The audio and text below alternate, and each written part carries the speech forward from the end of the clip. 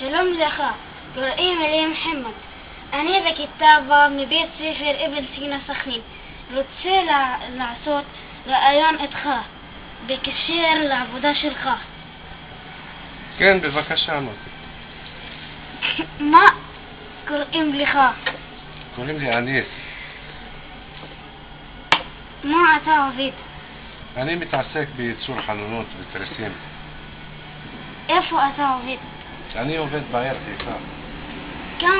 כמה שנים אתה עובד במקצוע הזה? המון שנים, מעל 30 שנים. מה אתה אוהב בעבודה שלך? אני אוהב ייצור, לייצר חלונות, דלתות, תריסים. זה המקצוע שלי. מה אתה לא אוהב בעבודה שלך? לא אוהב שזה מעייף. אתה עובד יום שלם, אתה חוזר הביתה מאוד עייף. האם עבדת במקצוע אחר? עבדתי, הייתי סוחר מכוניות. עבדתי בסחר מכוניות.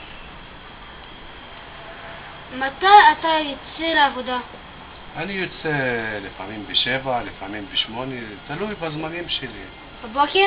בבוקר ודאי, לא עובדים בלילה עבודות כאלה. מתי אתה חוזר מעבודה?